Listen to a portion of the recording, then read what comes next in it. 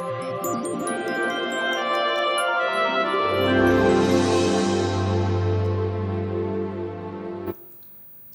morning. I'd like to welcome everybody to this EPC meeting of the Environmental Protection Commission of Hillsborough County and call the meeting to order. Would everyone please rise for the Pledge of Allegiance to the flag and the invocation given by our chaplain, Commissioner White. Thank you, Madam Chair. We'll begin with the Pledge of Allegiance. Attention, salute, pledge. I pledge allegiance To the flag of the United States of America and to the republic for which it stands, one nation, under God, indivisible, with liberty and justice for all. Heavenly Father, I thank you for our clean drinking water and clean air to breathe, the beautiful and clean estuary that we have here in the Tampa Bay area. I thank you for the agricultural industry that places food on our tables and the building industry that shelters us. And I pray that you will guide this board and staff and stakeholders as we make decisions that keep all of those things in delicate balance. As always, Lord, I pray for guidance and comfort and for the safety of our first responders and members of our armed forces. Pray that you'll keep them safe each and every day. I give all these thanks and ask for all these blessings in your heavenly name. Amen. Amen. And I have a memorandum to read into the record from Commissioner Miller saying, please be advised that due to a scheduling conflict, I'm unable to attend the Thursday, February 27 EPC meeting. Please read the reason for my absence into the record. And that takes us to changes to the agenda. Ms. Doherty. Yes, Commissioner. We will be moving 8B, which is the Pollution Recovery Fund allocation request, before the presentation 8A on microplastics research in Tampa Bay. Thank you. And it's time for public comment. Is there any member? Commissioner, if we just Yes? get a vote on that change of the agenda. Oh, sorry. Sorry. I'm new here.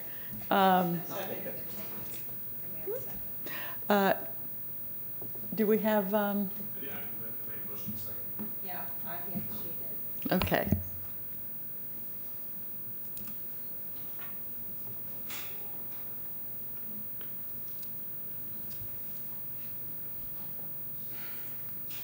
Motion carried 5-0. Okay, we're all agreed on the changes. So now it's time for public comment. If there's anybody from any member of the public here today who wanted to speak, we always allow 3 minutes each for anyone who wants to speak. Seeing none, we'll go to the consent agenda and ask for. Second. All right, I've got a motion for approval from Commissioner Merman, second from Commissioner White. Please record your vote.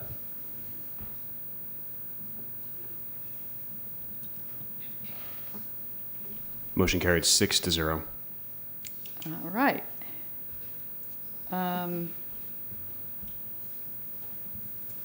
And that takes us to the regular agenda. Thank you, Commissioner. So for the first item that we'll be presenting, it's the Pollution Recovery Fund allocation request, which will be presented by Tom Ash. Good morning. Good morning, Commissioners. Tom Ash, APC staff. You may recall, and hopefully this will go very quickly, you may recall back in April of 2019, we came before you to get Pollution Recovery Fund money to replace one of our existing boats that's about 17 years old now. At the time, we were in the process of trying to work up how much money we would need to go out for bid, and then we eventually did go out for bid. And unfortunately, we undershot a bit. Bids came in a little higher than we had expected. The good news is, hopefully, the bid that was awarded or will be awarded will be the boat we want. The bad news is we're about $30K short of their formal bid. So what we're asking today is if you would to realign an additional $30,000 from the Pollution Recovery Fund money toward that, funding that replacement vessel for our water management division. And combining that money with the existing fleet funds for the replacement funding for both for the boat motor and the trailer, that should get us right where we need to be at $146,559. Thank you. I've got a motion to approve by Commissioner Overman, seconded by Commissioner Kemp. Any discussion? Seeing none, please record your vote. Thanks for getting us a great boat. Thank you. Motion carried 6-0. All right. Next item. Thank you, Commissioners. This item was requested originally by Commissioner Kemp, but many people, including yourself, Commissioner, had an interest in microplastics as well as Commissioner Overman. So we will be bringing forward the microplastics research in Tampa Bay. As you remembered, it was featured in a Tampa Bay Times article. And so Tom Ash will be introducing our presenters. Good morning again, Commissioners. I'm excited about this particular presentation. We have an all-star lineup for you today. We have Ms. Maya Burke, the Science Policy Coordinator for the Tampa Bay Estuary Program, who'll give a kind of a lead-in on how this study was funded through the Tampa Bay Environmental Restoration Fund. And then we have Dr. Amy Sweda, Assistant Professor of Marine Science at Eckerd College, one of the principal investigators, and also Dr. Shannon Gallens, Professor of Marine Science and Biology, also at Eckerd College. And with that, I'll introduce Ms. Maya Burke. Good morning. It's a pleasure to be back before you today. As Tom mentioned, I just wanted to give you a little bit of the backstory on the microplastics work that's been going on in Tampa Bay over the past, really almost 10 years. Just a little bit, most of this work has been funded through the Tampa Bay Environmental Restoration Fund. This is a public-private partnership that is managed by both Restore America's Estuaries and the Tampa Bay Estuary Program. There are a number of both public and private sector sponsors, including Mosaic, TICO, and many of our local and regional governments throughout the area, including you all. So I wanted to take a moment to thank you for your very strong support and commitment to this public-private partnership. Since 2013, Hillsborough County and the Environmental Protection Commission has contributed $750,000 to the fund.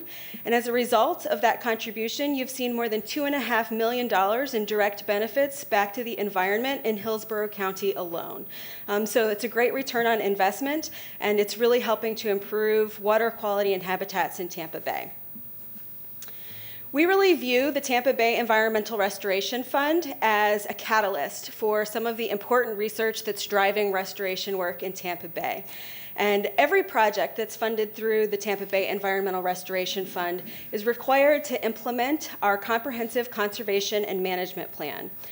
This is a document that has been contributed to and reviewed and vetted by members of local government staffs, our policy board, like Commissioner White, our management board, and many different citizens who are involved and informed and engaged in the protection and restoration of Tampa Bay. So I'm really excited to share some of the work with you that the fund has done with respect to microplastics. But I just want to draw your attention to the fact that microplastics are identified in our comprehensive conservation and management plan under the water and sediment quality actions under a section and action plan called the contaminants of concern. So microplastics are something that we've talked about with respect to a lot of other contaminants that we don't necessarily know a whole lot about. And so this was in 2017 when we were updating the CCMP. This was an area that was identified as really needing further research. So we did not know enough about how much microplastics were in Tampa Bay. What are their effects on things like manatees or fish or other animals that live in the bay? And a lot of times when you hear folks talk about plastics pollution, you get a lot of doom and gloom messaging. But the reality is it's something that we don't know a whole lot about. And so this was targeted as an area that we ought to direct funds to have applied research work go on so that we could better understand the extent to which microplastics and plastics are a contaminant in Tampa Bay and what that effect might be on some of the biological communities that inhabit the bay. So this project spotlight that you all have requested really represents a lot of our work since the CCMP was updated in 2017 and really a little bit prior to that. $162,000 have been put towards this microplastics research through the Tampa Bay Environmental Restoration Fund. Before that, we also put a little bit of seed money into some microplastics research through our Bay Mini Grants program. And I just want to highlight that that initial seed money that we put into this work was done with a different professor, Dr. Hastings, and Dr. Gowans and Dr. Sweda will go over some of the way that the results have evolved over the years as they've changed the methodology and refined this work based on the investment that has come through the Tampa Bay Environmental Restoration Fund. Really, the goal of their project was to document a consistent methodology of how we measure where and how much microplastic is in Tampa Bay. NOAA has done a lot of work identifying best practices and methods for identifying and measuring small plastic pollution, but not the very smallest of the small microplastic pollution. And so that's some of what this work was aiming to do. Again, to explore those ecological effects. How does it affect things like manatees or copepods? And then make recommendations for how we can incorporate this effort and this work into future monitoring that's going on so we can continue to understand microplastics throughout the Tampa Bay watershed and water body. So with that, I will turn it over to them to give you the results of their project. But again, I wanted to thank you for your support of the fund and really cutting edge applied research like what these ladies are going to present to you today. Thank you very much.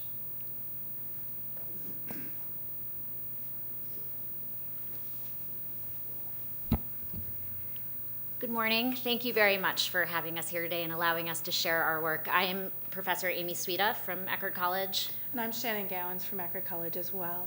And our goal this morning is not to give you the nitty-gritty details of what we're finding in Tampa Bay, to give you some of that information, but also to put that in context of our global understanding of microplastics and microplastic pollution in the environment, and then also what we are learning about Tampa Bay.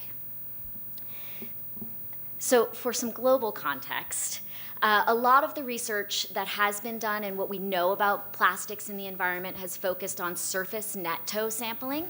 So these are larger pieces of plastic, not full water bottles, but the size of a fingernail, that are larger than 1/3 of a millimeter, which is the size of the mesh of the nets that are being used to collect these samples.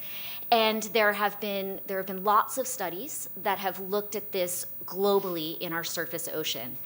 And I'm presenting here, there's just a figure showing a model result using thousands of tows that were collected by many different institutions that show where we think microplastics might be concentrated in the global ocean and sort of what concentrations we're seeing in those tow samples.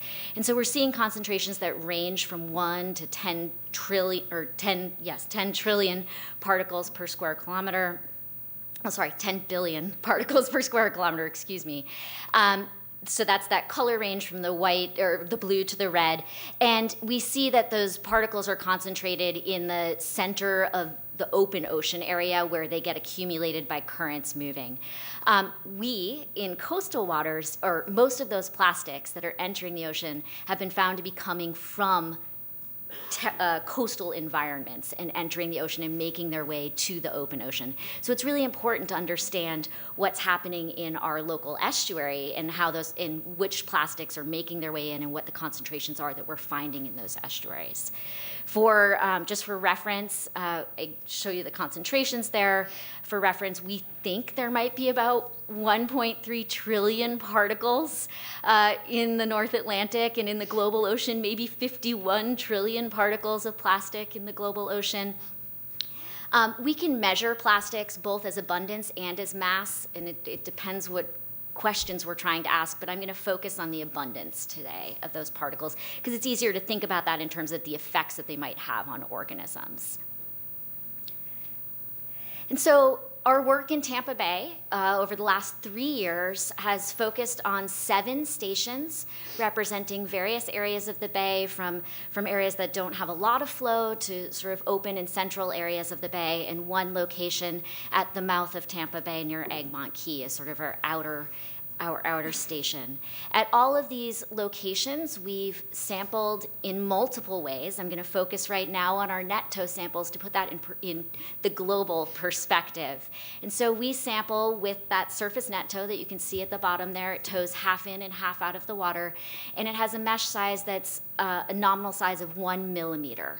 So we're using a slightly larger mesh than those global studies, mostly because in Tampa Bay we have a lot of biomass, a lot of organisms, small organisms that would clog those smaller nets pretty quickly.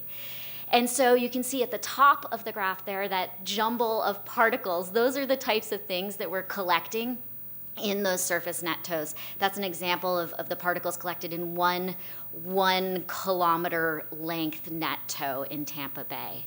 So we're seeing particles in the range of 5 to 20,000 particles per square kilometer. And these are the particles that are greater than 1,000 micron or 1 millimeter in size. But what does this mean? This is, so it's lower concentrations than we may be finding out in the Central Gyre. But we also have to think about this as that's the bigger particles that we're finding in the ocean. And so what are microplastics? They can range, they're defined as anything less than 5 millimeters. In those net tows, we actually collect things larger than 5 millimeters, and we do count those as those small particles that could impact organisms. But this microplastics and the definition of it really depends on the collection method that's being used, and Shannon will talk about other methods that we're using to kind of capture the full range of particles. It also depends on the detection limit of our analysis, and she'll talk about that as well. So we're focusing on particles greater than 1 millimeter, but we also do, with our net tows, but we also do collect samples with buckets to capture those smaller and more abundant particles, because as the larger particles spend time in the environment, they break down into smaller and smaller particles and actually never really go away. So one of the things we've done to look at those very small particles is we take a 20-liter bucket sample, which allows us to get, again, right at the surface, but gets us looking at those very small particles.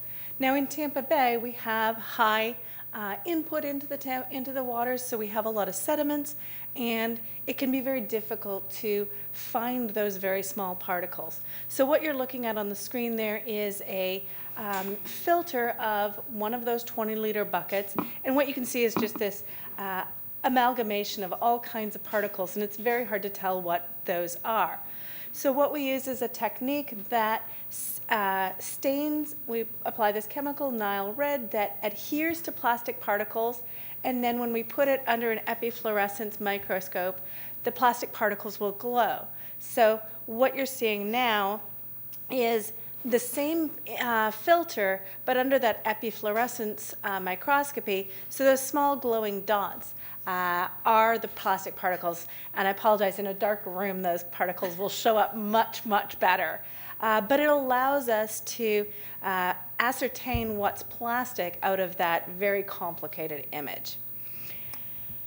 So what are we finding in Tampa Bay? So again, we're looking at the same sampling stations that Amy showed you, 6 of which are actually Hillsborough County water sampling stations. We added one in Boca Ciega Bay where it's close to Eckerd College, and also to include a second enclosed bay.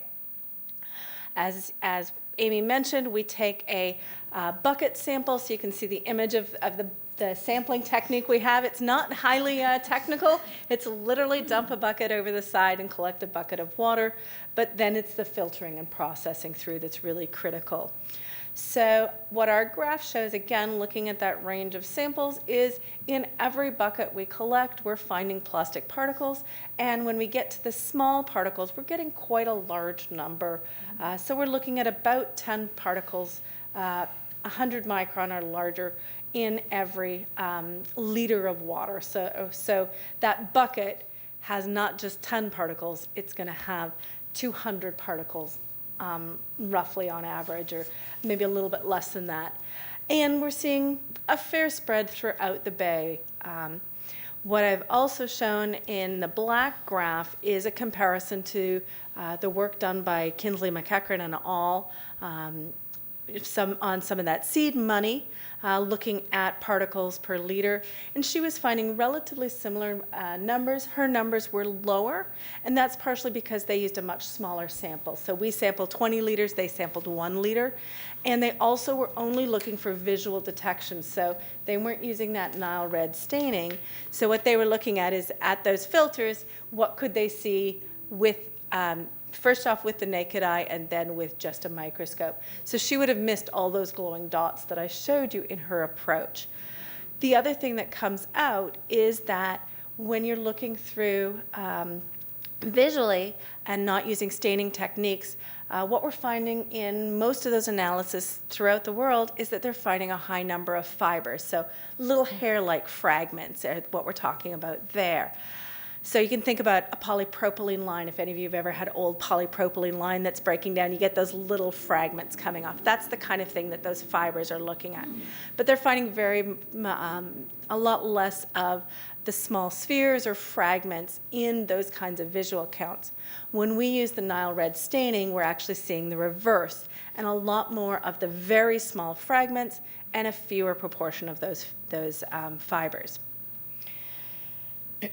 So this brings me to the newspaper article that was in the Tampa Bay Times highlighting this one statement out of this paper, 4 billion microplastic particles in Tampa Bay. And I want to give you some context to where that number came from. So first off, in comparison to the work, to looking at that global picture, this study, the McEachran et al. Study, was using those discrete water samples, not those larger toes that Amy talked about. So here we're looking at the smaller pieces, and we would expect that when we're looking at those discrete samples, those smaller particles, we'd expect it to be higher than open ocean. So these numbers come out higher than what Amy presented for the global pictures, but again, not unexpected because we're looking much smaller than they can sample in those open ocean studies using toes. The other piece, and when we compare what we found versus what McEachran et al. Found, is that they sampled using 1 liter samples, and they actually sampled not the surface of the water where we would expect to find floating particles. They actually sampled below the water, about 1 meter down, so they were missing some of those floating particles. So they used a different approach.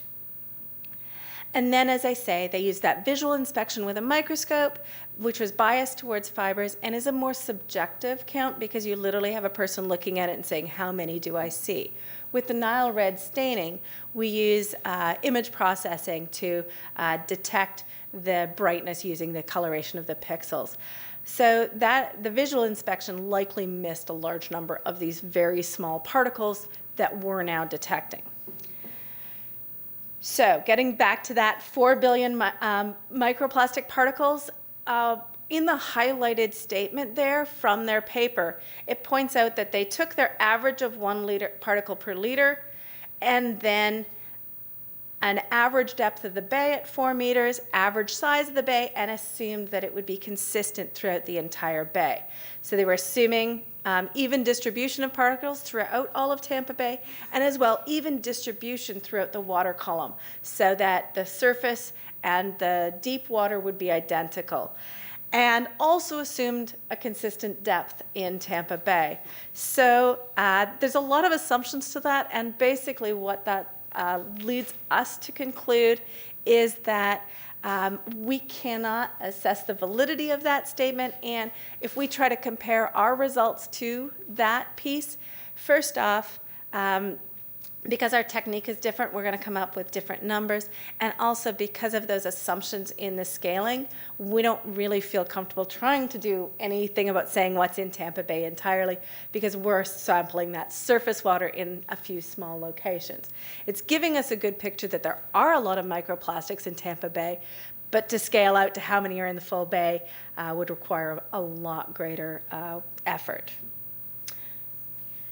Just want to give you a brief description of also some other work that we're doing. We're looking at microplastics in the sediment in Tampa Bay, and we kind of have some breaking news from some work done with some students in January, analyzing some recent samples from the bay. And this, you have the image here, the Nile red stained image of what we're finding in the sediment. So you can see plastic particles there glowing in yellow and red. And we sample with this grab sampler at those 7 locations in Tampa Bay. But here's the sample suspended before filtration, and you can see a bunch of little black particles in that water. And then here's that sample put on the filter and photographed under white light under the microscope, and you can see all of those black particles. And it looks like we're finding lots of tire tread pieces in those sediments in Tampa Bay. We're not finding them in the surface samples. They're likely sinking out very quickly and making it into the sediments. There's a community of organisms that live in the sediments that could be impacted by these. A recent study in San Francisco Bay found that tire tread particles were the most abundant type of plastics in the bay area. And as we have lots of bridges running across our bay, it's not surprising to find these results. So we will be doing further work to quantify these. This is just sort of our initial analysis, but very interesting to find all of this in the sediment, and knowing that so those plastics are not just at the surface, not just in the water column, but we are finding them in the sediments in Tampa Bay, and they can have ecological impacts as well. So just to summarize, the objectives of the 2-year project that we have that is winding up. We're still collecting data and analyzing data, but we'll be finishing this summer. What we've been looking and what we've presented to you so far is some of our initial work on looking at spatial trends. We're also looking at temporal trends in those microplastic concentrations in surface waters. Some of the key things we wanted to look at is to find if there were accumulation zones in Tampa Bay. So were those areas of low water movement where we were seeing higher or lower concentrations of microplastics?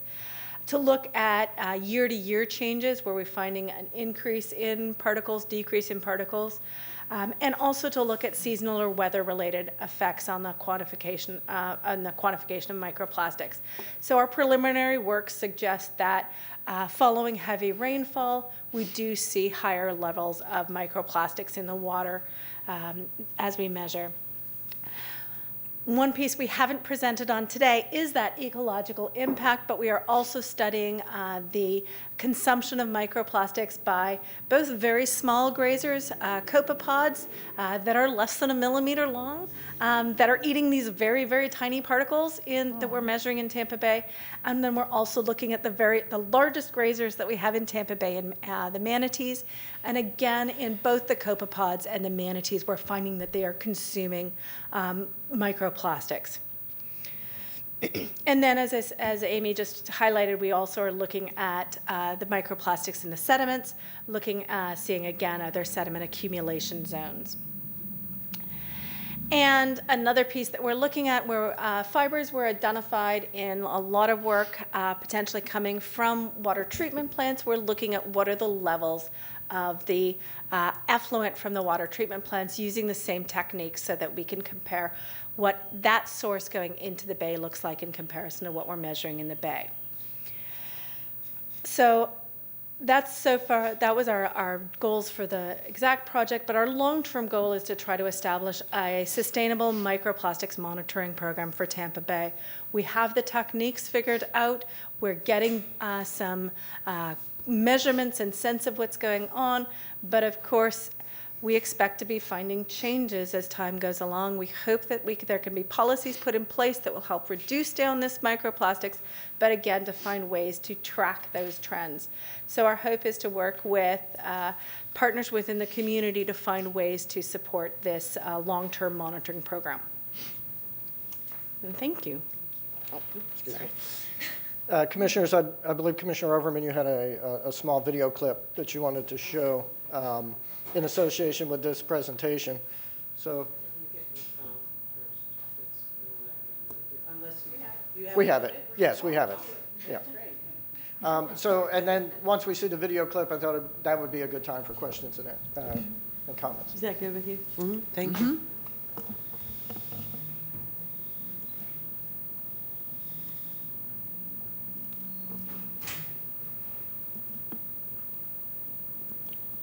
you know that the clothes that you wear are made in part of plastic? All that breaks down in your washing machine and turns into this, filtering into our water system. It's nasty. As part of our week-long series on how to go green, ABC Action News reporter Lauren Mazzella shows us a simple fix. As a clothing rental store in Tampa's Seminole Heights neighborhood, Valhalla Resale does a lot of laundry. Since we do laundry every day, and I wanted to make sure that we were doing the right thing. This is where the Filtrol water filtering system comes in. It attaches to your washing machine and stops particles from heading into our wastewater. Microfibers are becoming a huge environmental concern because these tiny little synthetic particles are making their way through wastewater treatment plants into our waterways. And this dirty pile of waste you're looking at here is just from 5 loads of Valhalla laundry. Seeing is believing, and I'm very upset at myself for not doing it sooner, just because I didn't understand exactly how bad it was. There's also a product called Coraball, designed to trap these microfiber particles. But whatever you choose, Danielle says, you'll help keep Tampa Bay a clean and safe place to live. Super affordable for such a huge impact that's going to have on our local ecosystem. Lauren Rosella, ABC Action News.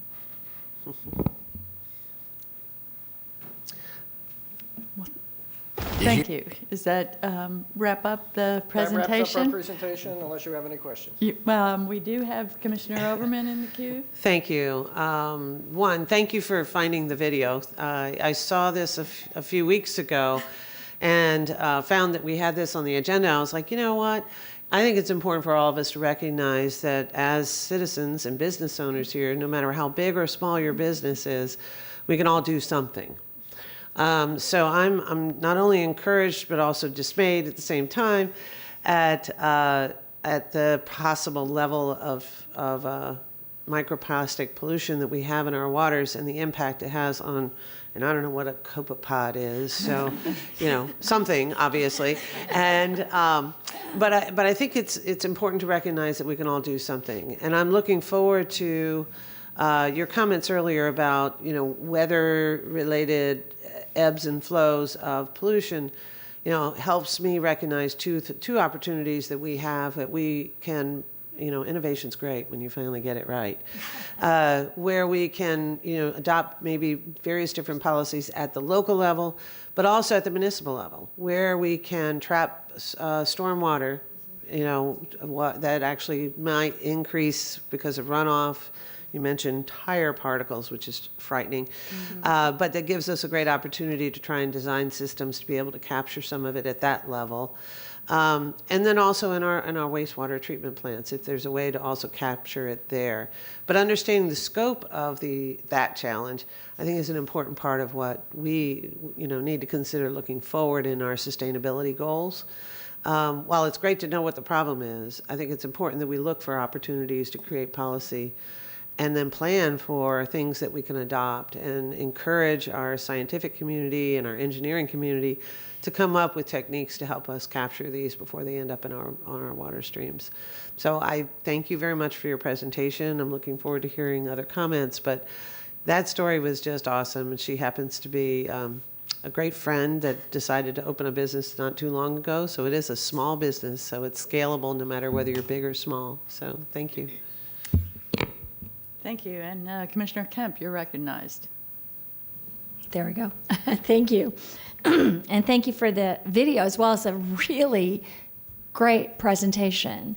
Some of the comments you made also raised some questions for me, but I know I discovered about a year ago, before the article was in the Tampa Bay Times, that a lot of the pollution caused by cars on the interstate was not actually from the exhaust, which I always thought was the big problem, but the red zones across it was a lot of particulate matter which traveled for a mile, as I understood from some of the articles I read, outside of the interstates, and particularly around interstates where the traffic is traveling really fast.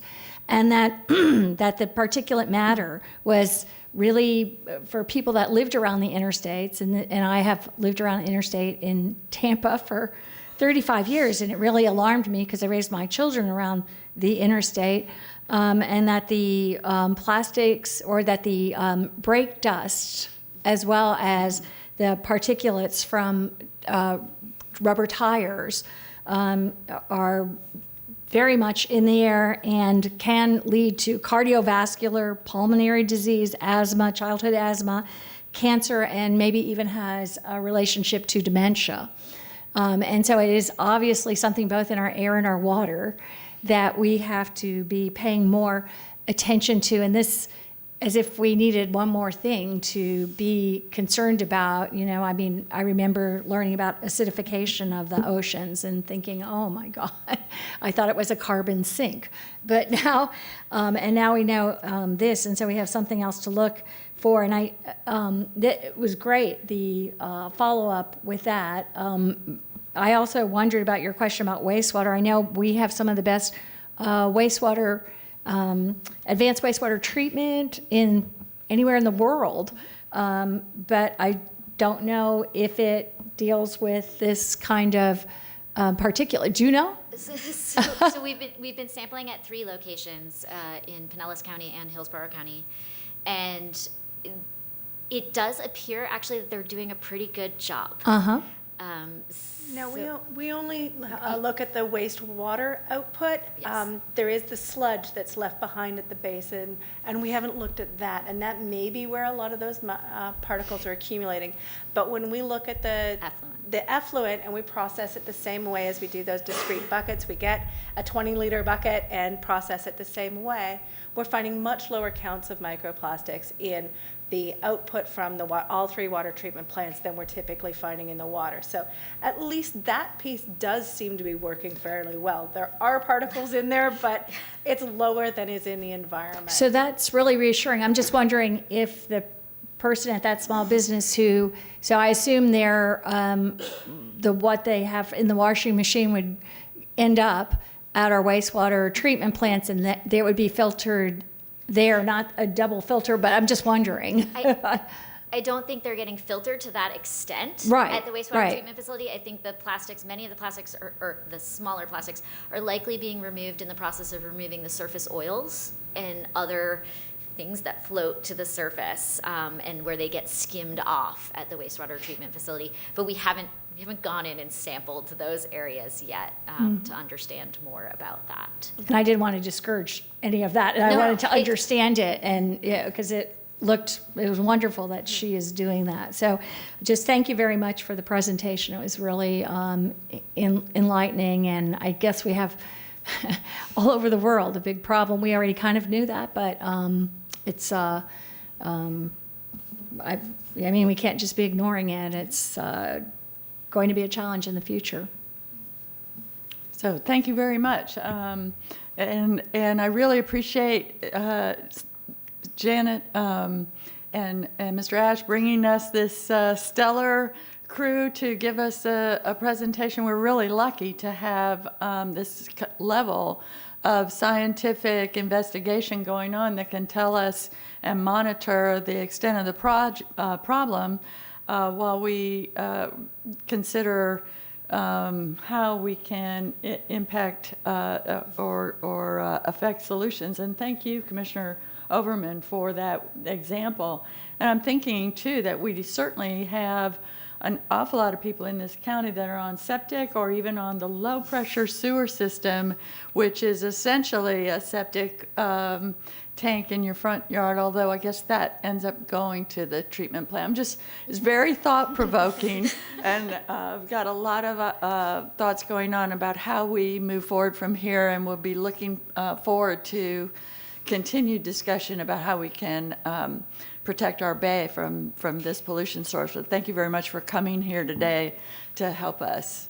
And thank you, Ms. Burke, as well. Always a pleasure. Thank you. And so next up, we have a legislative report. We do, but before we begin that, I personally wanted to thank EPC staff and Tom Ash. They were the Uber ride. Wanted to thank Maya, Amy, and Shannon for all their work, and I think we'll have future presentations. And we always talk about FSU and USF and the Gators, but since Eckerd College is my alma mater, I'm going to say go Tritons. So with that, Commissioner, we'll move to our next item, which is the legislative report by Rick Marotti. Good morning, Commissioners. We are 2.5 weeks left till the end of the session. It ends March 13th, and just want to update you on some of the bills we talked about last month and tell you about one newer one that we didn't talk about last month.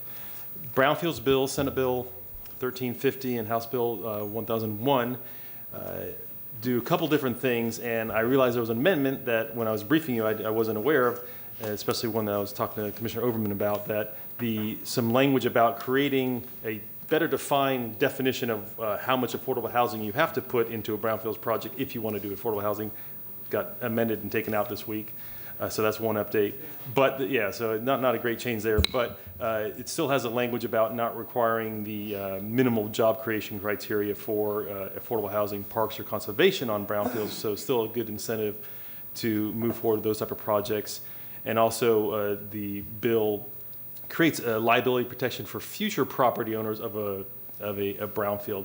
For example, if a entity enters into a brownfield agreement with us or the state to clean up property, they have liability from neighbors assuming the cleanup was done properly on the brownfield. But say if someone else buys that property, say a Eulalie or an Armature Works that are both brownfields, that one, it was unclear if they had protection to the next buyer. And this would clarify that the next buyer of a brownfield would also have that same protection that the original person had. So that has passed all but one House committee, but it's moving slow in the Senate, but we'll keep a track on that one. House Bill 73, an environmental regulation bill, passed quickly in the middle of January, and the Senate has now laid theirs on the table and taken up the House bill also. And this one mainly impacts counties and cities where it directs them to improve their contract language as of October of this year to clarify what is contaminated recycled materials, contaminated in the sense of styrofoam peanuts, plastic bags, and strings in the sense that mess up recycling. And so it defines that better and then gives those that haul that recycled material, residential recycled material specifically, it gives them better direction on what they can do with the contaminated streams and not necessarily expend too much money recycling if they can take it to, say, a waste energy. So, but it's each county and city figures out how to handle those contaminated streams. Closer to the EPC's interest is the dock exemption. There's already exemption on the books and the statute that allows someone to repair or replace a dock, but it says exactly where it exists today. There's this provision that they've tried to pass for the past 3 years, and it looks like it has a good chance of passing this year, that let's say if a dock was totally wiped out due to a storm, you could build that dock, and it doesn't have to be exactly where it was because sometimes it's hard to prove exactly where it was. So they give you a 5-foot wiggle room to build it either direction 5 feet. You can't make it bigger, and you can't put it over resources that weren't that are protected, like oyster beds or certain seagrasses. And that bill looks like it has a really good chance of passing. Senate Bill 712, the Water Quality Improvement Bill, is the one we discussed last month, and it also was it came really close to passing last year, where they're proposing to transfer the Department of Health's septic tank regulatory program to the DEP. This is a big effort by the state to really focus on nutrient pollution in the waterways, and I think the idea is the DEP may be better situated to tackle all the different nutrient pollutions that they're already working on many, and they figure this is one last piece of the puzzle. So that's the proposal there. It has passed all the Senate committees and has just one more House committee to go. Again, we'll keep tracking that. And another benefit of this bill would be that it requires the DEP to create better regulation on nutrient pollution from septic tanks. And so the last bill, House Bill 1091 and Senate Bill 1450, which didn't discuss last month, this is an environmental enforcement bill. And what this bill proposes to do is take every single penalty that's in Florida statute regarding environmental matters, whether it's beaches, wastewater, air, and increase it by 50%. So there's a lot of penalties out there that the DEP can assess for $1,000, $500 that would jump by 50%. But the most notable one is the maximum cap for any one single violation. It's been $10,000 per event per day. That's been around for 20 plus years. That's been the max, and they're proposing to raise that cap to $15,000. Typically, that's something that you would ask a court to assess, because usually the DEP and ourselves settle for slightly less than that for any one a single event. But because we are a delegated program, mainly in the air and wastewater programs, it's a tool we could use also trying to seek resolution. So with that, if you have any questions about these bills, happy to address them. Commissioner Overman, you're recognized. Thank you, Rick, for your report. I wanted to ask you about the SB 686, House Bill 405, the Stormwater Management Systems Bill. It looks like it didn't get through committee, it didn't gain any traction, Yeah. but since we're talking about it today, I would be curious to see, what do you think stopped it versus what could make something like that go forward, and what would be the impact? Yeah, the stormwater management system bill, that I didn't even present it because it literally has not been heard in any committee. It's just sat there, so it hasn't moved. So it doesn't look like it has a good chance of moving. And this is the bill that would require redevelopment of a subdivision or any property or new developments to have better stormwater collection systems to minimize nutrient pollution from stormwater systems.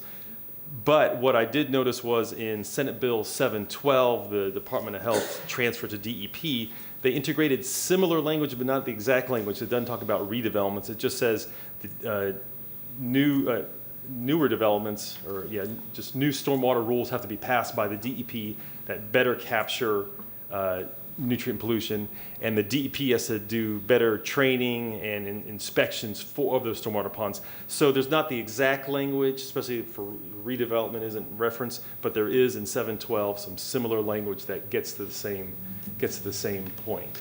Great, well, that's good to hear. The Board of County Commission, under their land use and comprehensive planning workshops, have identified areas of creating, sustainable, environmentally responsible growth. And so where we can incorporate that in our overall growth plan and community planning, I think that would be wise to do, whether the legislation passes or not. But if we start talking about it so that our partners in development actually know what the rules are or what they might become, it helps them do their business planning for success and helps our community as a whole and our environment. So that's kind of why I wanted to check on that. I was glad to see that the accommodation for the brownfields and making sure that it's made clear what the responsibilities are, and start talking about, minimum ability to provide affordable housing at a level that may not be effective. And so while it gives a great opportunity to take advantage of lands that are going to be recaptured due to brownfield cleanup, we need the housing too. So I was glad to see that through. Thank you for your report. Thank you. Thank you. Any other discussion? Thank you for a very good report, very thorough. Thank you. Next up. Thank you, Commissioners. The next item is 8D. It is a good news story. It's a EPA sulfur dioxide attainment designation, and that will be presented by Reggie Sanford. Thank you, Janet. Good morning, board members. Reggie Sanford, EPC Air Division. Good morning. 2 years ago, we informed the board that there were areas in Hillsborough County that was failing to meet a more restrictive sulfur dioxide standard. Today we have good news, and I'm going to give you a quick briefing on that. In 2017, EPA lowered the sulfur dioxide standard. The previous standard was 140 parts per billion. The standard was then lowered to 75 parts per billion. This resulted in 2 areas within Hillsborough County that was failing to meet the new standard. Area number 1 encompassed the Mosaic fertilizer plant in Riverview and also the TECO energy plant, both in the Riverview area. The second area, the plant is actually located in Polk County. It's Mosaic's New Wales fertilizer facility. But because their emissions actually impact residents in South Hillsborough County, this was also the second designation. When Ms. Doherty gave the State of the EPC annual report last year, she informed you that we had met compliance standards for the Mosaic Riverview and the TECO standard. And today, effective March 23rd, we will be in compliance at the Mosaic New Wales standard. So EPA will make that redesignation, as I mentioned, on March 23rd. This is a huge achievement. It's the result of a big financial investment on the part of both the facilities. I think the number exceeded $40 million. It is also done in conjunction with federal oversight, DEP oversight, and oversight with our EPC staff. There is an added significance to this redesignation. As you know, EPA set standards for 6 criteria pollutants. These are health-based standards. And with this new designation, for the first time in nearly 10 years, Hillsborough County will meet in the business we call attain. They will attain the standards for all 6 criteria pollutants. That in the air pollution world, that's a big deal. This comes despite population increase and tremendous growth in the area. And EPA periodically reviews their rules, their criteria pollutants, and oftentimes they make them more stringent. If you consider the fact that we have 25 major sources, over 200 additional industrial air pollution sources, population of about 1.4 million people that drive almost 80 million miles per day, we're fortunate to be in the position that we're in now. This graphic shows that not only is Tampa Bay a tremendous job center, as you can see, but it is also environmentally friendly and a good place to live and work. That concludes my presentation. I'll be happy to answer any questions you may have. Thank you. Commissioner Overman, you're recognized. I just have a quick question and a commentary. Congratulations on everyone that's worked so hard on this, our corporate partners, as well as our agencies that have worked hard to make this a priority. I moved here in '84 and lived right off the bay. And I do remember seeing the orange sky on a daily basis that was quite frightening looking, going, what is that?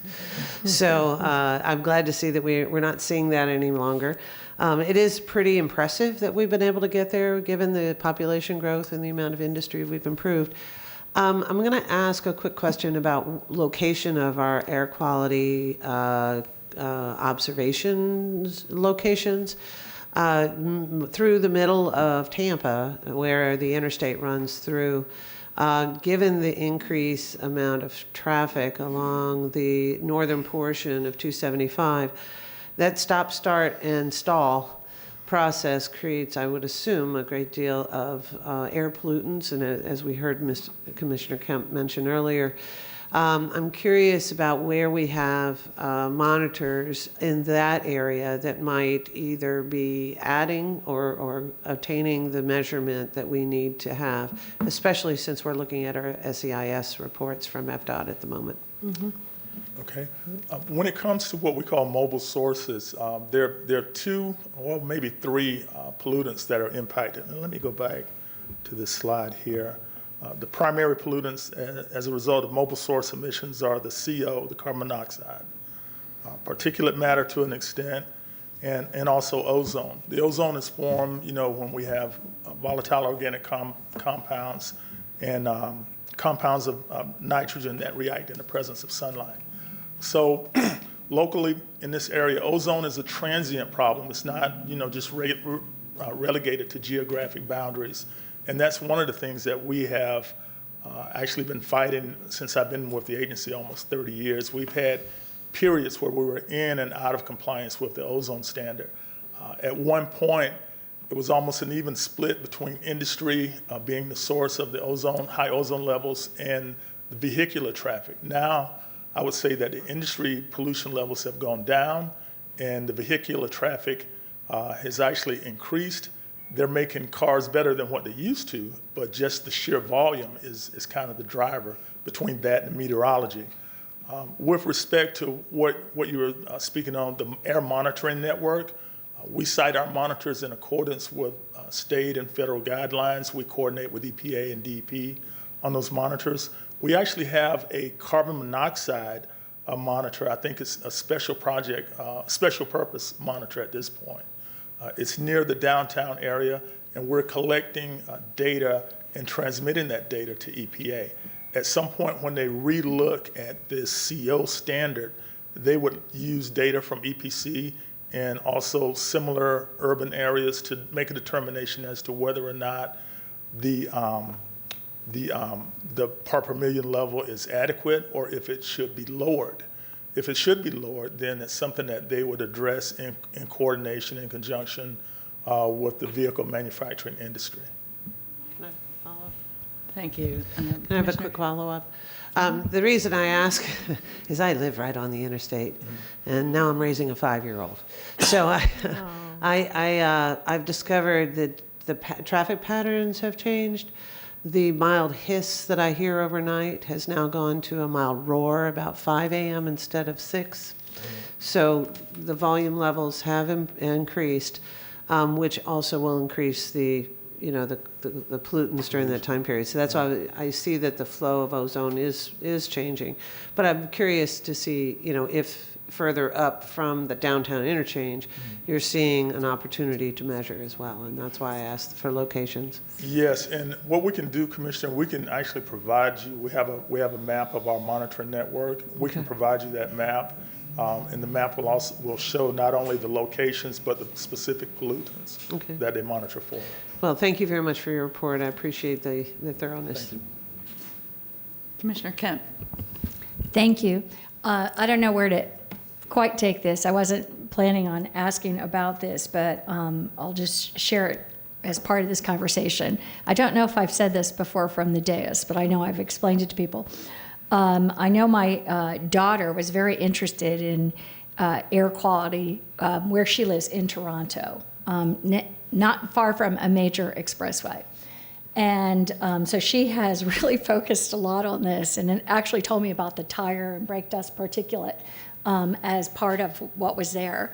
But anyway, she has a air quality monitor that she bought online for like $80 or something, put it on her 6th floor balcony of the high rise that she lives on, and it registered very clean air. I'm not sure what it's registering. Took it and drove downtown, and as she got closer and closer to downtown, the air quality, she wondered if it even really worked, got worse and worse and worse.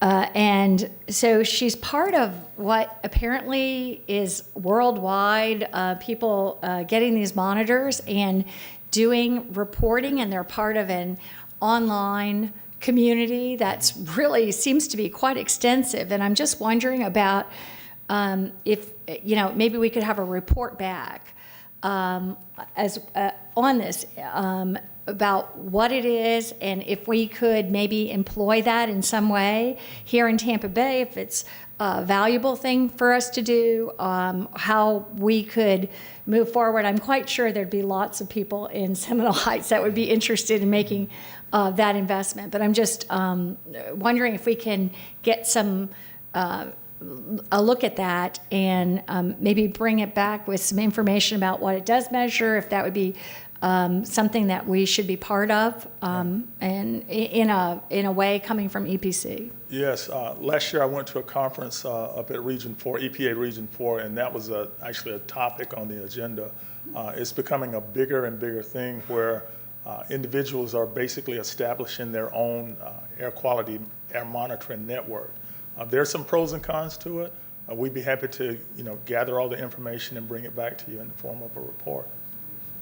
So we could maybe make that a future topic for a future agenda item. That would be wonderful. Right, crowdsourcing. It's really, they have, online graphing and everything. It's really interesting. I follow a similar weather community. Thank you very much, Mr. Sanford. It is really interesting, as you say, Commissioner Overman, it's good news to know that we have both sides of the coin. We have the good corporate neighbors who are willing to invest in measures that protect our air quality and water quality. Of course, a lot of what is in the air ends up in the bay, so we're protecting the bay a lot when we protect the air quality, but it also speaks to the value of having our own local EPC regulatory agency, because you end up with people like not speeding as much when they know the police are there. So I think it's having the EPC sets a really good tone for our community in encouraging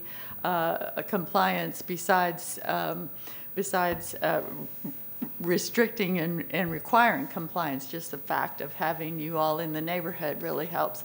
And the presentation also tells us as traffic pollution becomes a larger piece of this problem, even while corporate pollution is going down, this is yet another reason to look to transit, mass transit, to reduce the number of cars on our roads, and hopefully we can make some progress there.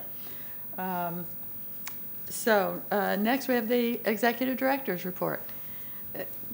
Thank you, Commissioner. And before we move off Reggie Sanford's item, I want to thank you for your presentation, Reggie. When I started 5 years ago, there were 2 non-attainment areas in the state. One was Jacksonville and one was Tampa Bay.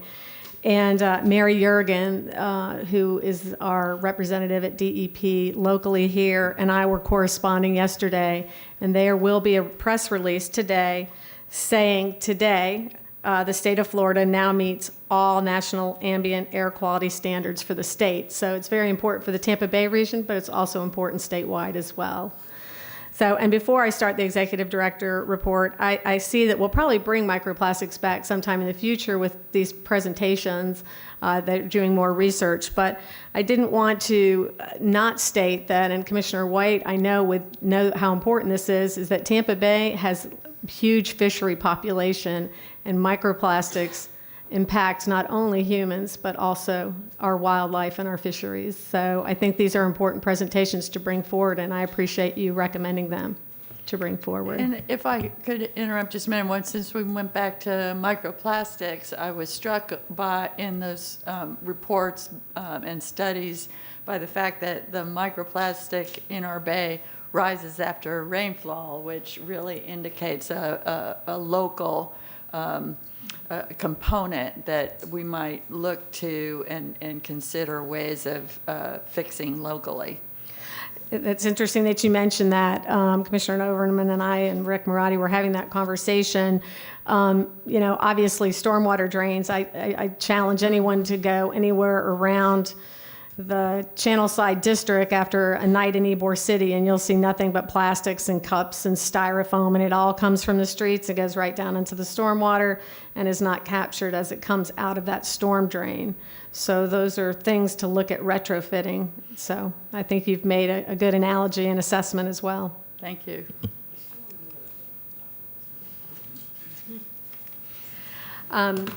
And I'm not trying to say that about Ybor City. I could just say when people are out on a Saturday night, let's not pick on Ybor City, just the urban area, let's say that. And I'm just going to interrupt you for a minute with Commissioner Kemp. It all brought up some other, and I've had a few people contact me about stormwater drains, but they've been in the city recently. And I'm just wondering too, now that this conversation's here, it might be good for us to get a additional presentation agenda item in the future on stormwater drainage and what we could possibly do, the state of the art. It might be good for us to also offer that to the city as well as, something that the city council, I don't know what the results or issues would be, but maybe how we could work together to protect our bay to a greater extent, and what we can do and what the state of the art is now. I think that's a great idea. We will definitely be working and reaching out to City Council. Just to let you know, you had recommended I touch base with Bill Carlson. I have done that. He is going to have the presentations that were brought forward here, the living shores, the submerged lands, and the resiliency brought to City Council so they can be hearing the similar information when they're making land use decisions. Obviously, we could talk about microplastics, which may lead into that discussion. One of the things about stormwater retrofitting is you're going to put in entrapments to collect this stuff, but you have to have people to clean out the entrapments, and it's a very expensive proposition, and it really comes down to funding, I believe. But, to have the conversation is to lead to solutions. So we will reach out again, and I will talk to Bill Carlson and others on the City Council about a future presentation. Thank you. Thank you. So with that, we'll move to the Executive Director report. At this time, I'd like to invite Sam White up. Sam is the chair of EPC's Green Team and works in the Water Division. She's also a big proponent and participant of Toastmasters at our agency, which is the largest in the county, and a lot of county employees come to our agency on Wednesday. One of the featured projects the team has taken on this year is the adoption of the Broadway Avenue as part of Keep Tampa Bay Beautiful Adopt a Road program. Sam? Thank you for having me. I'm Sam White from the Water. Yeah, got to pull your mic down. Sorry, new at this. Thank you for having me. I'm Sam White from the Water Division, and we were very excited to be able to be a part of this. And I have to say, Keep Tampa Bay Beautiful has made adopting a road very easy. The whole process of adopting a road, it only took a few weeks once the idea came up and we got our directors to say, yes, this is a great idea. We had, you can see in the photo, about 18 volunteers come out that day. We only did an hour, and of the stretch, which is Broadway all the way from Falkenberg to 301, it's about 2 miles. That hour, we only got about a third of a mile done, but we picked up 10 bags of trash and 2 trailer tires, and there was a lot of plastics, I have to say, just coming off the road. And general trash that you generally see. You can't go to any stop without seeing a ton of cigarette butts, broken glass. But we were very proud of what we did, and we're probably going to have to extend it to 2 hours to try and maybe get a sixth of a mile completed and maybe 20 bags of trash, unfortunately. But this is our newest thing, and we're very proud of it. Thank you, Sam, and thanks to the Green Team too as well. Commissioners, just go through my agenda as quickly as I can. Rick Marotti and I attended the annual Florida Association of Counties Legislative Day last month. You can see we met with a lot of representatives. This year was nice. There weren't really any bills targeting the environment that we needed to deal with, so we got to talk really about EPC's mission. The conference had many informative speakers, including secretaries from the DEP, Emergency Management, FDOT, Agriculture Commissioner Nikki Fried, and Governor DeSantis. And during their discussions, they also talked, Noah Valenstein from DEP was talking about grants for septic systems and septic system conversions, which is a thing that you guys are very, very interested in. All EPC divisions engage in annual audits by outside organizations. This slide you'll see during our annual report in September. In 2019, we had 18 audits following all different audit types, performance, financial, and certification. And currently, for fiscal year 2020, 3 audits have been conducted in the Air Division, and we have received positive outbriefs indicating we performed well. Official assessment results are expected soon. Currently, the Clerk of Court is working with the Waste Division for Petroleum Cleanup, performing an audit. They just randomly pick different, not only agencies, but also within county administration for audits, and that seems to be going well. But we always welcome external audits and use these results to assist us with implementing continuous improvements within our programs. We met with the Hillsborough County Fleet Management regarding our fiscal year requirements. We do this on an annual basis. Pictured with us is EPC staff with Bob Stein from Fleet Management. And I just want to say they do a wonderful job for us, and we really appreciate their advocacy. We also had the Human Resources Roundtable. It meets quarterly, and we hosted it at the EPC in January. As you know, Commissioners, the Fresh from Florida Agriculture Breakfast and the Governor's Luncheon signals the start of the Florida State Fair, and we were there to support it this year with some of their signature kickoff events. USF's Engineering Expo features hands-on exhibits that help encourage K through 12 to pursue fields in science and mathematics. EPC has been a proud participant and exhibitor at the Expo for over 2 decades, reaching thousands of students. We're honored to have the opportunity for our engineers and volunteers to be a part of this important educational event. EPC representatives attended the University of Tampa's Leadership Summit. This year's topic was Leadership 2020, Reaching New Heights. The individuals that go to this breakfast, it's 7:30 in the morning, always say that the speakers are fabulous and motivating. The regional Hillsborough County STEM Fair was held in January. We plan to present in 2020 our Environmental Merit Award winner at one of our upcoming commission meetings. The awardee is selected by our coordinator, Dr. Dave Carlin, for the science fair project that exemplifies outstanding environmental significance. The League of Women Voters of Hillsborough County held a Lifetime Achievement Award luncheon celebrating 2 distinguished individuals for their contributions to our local community and the state of Florida. The recipients were Dr. Leanna Fernandez-Fox and Dina Gross-Levengood. And we were so happy to be there. Dina was part of our environmental feedback group for decades. EPC also attended a luncheon that was held by the Athena Society. Cardiovascular disease in the U.S. Did I skip a slide? Next slide. Cardiovascular disease in the U.S. kills approximately 1 woman every 80 seconds. To let you know, I take Crestor and I go see my cardiologist every year. Wear Red Day is a national initiative to raise awareness about heart disease, as is the leading cause of death among Americans, especially women.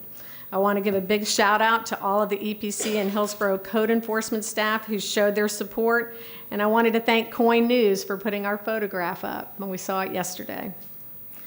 EPC staff is participating in an agency-wide Commuter Choices Challenge where we take pictures of each other and put it up there to see who can commute the most during this month. And we wanted to thank Tabarda Representative Keisha Lindo, who came to speak with staff during a Lunch and Learn event.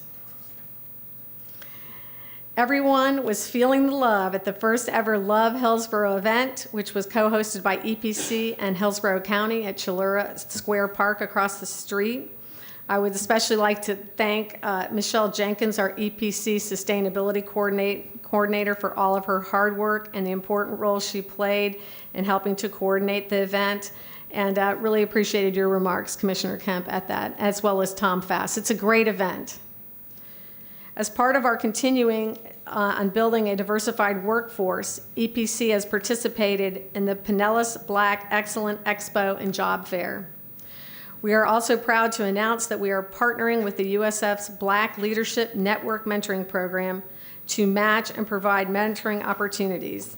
And we'll be bringing more about that group in the future to a future board meeting. And finally, Commissioners, my last slide is to let you know we have a lot of upcoming events. Springtime is our busy time. We have EcoFest and all sorts of different events. We will be participating in the Strawberry Parade with you next week. Normally, I think I am behind Commissioner Kemp when we're walking together. And as a part of our commitment to sustainability, we will be giving out seeds again this year instead of throwing beads or having beads. And we will share native flower varieties provided by the Florida Wildflower Seed and Plant Growers Association. And that was always something that was near and dear to Commissioner Higginbotham's heart. So with that, that concludes my remarks. Thank you. Commissioner Kemp, you're recognized. Just, I saw on that slide, the 23rd septic meeting, what is that? Let me see. And I just wanted to say, I love that. April 23rd is the septic meeting that will be coming here. So April Oh, 23rd okay. is the EPC I thought it was meeting. something, okay. No. We have been working diligently, Sam L. Robbie at our office, along with George Cassidy and Doug Holt, to bring you a very comprehensive presentation. It's been working for months. And so April 23rd will be when it occurs. And what is not on this slide, just for public announcement, is our schedule used to be the third Thursday of every month, but now they've been changed. And so this is a short 2-week meeting period between our next meeting. So there will be no meeting in March. We will send you something out today or tomorrow, and we will be meeting at April 23rd will be our next meeting. And you'll get to hear about septic systems.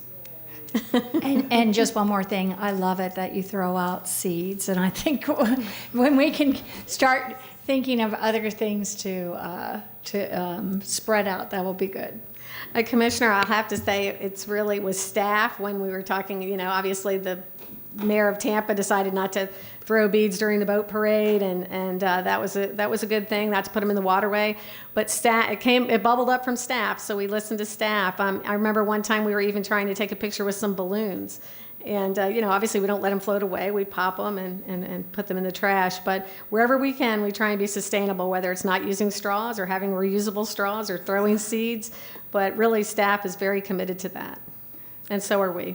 And I'm glad to see that you're promoting native plants too. And I know that was very dear to Commissioner Higginbotham. His wife was always very active in our Florida Native Plant Society, as I have been for a long, long time, and that's really important. I have to just say, I was just in Austin this year, and they had a huge parade that was very well attended with people several layers deep all along the way, and not a single bead was thrown. And they had massive participation, even with no beads. So it's possible. Any... Is there any other future discussion items? We had two brought up today, crowdsourcing of air pollution monitoring and stormwater filtering. Is there anybody who wants to offer any other ideas for future items? Seeing none, we're adjourned. Thank you.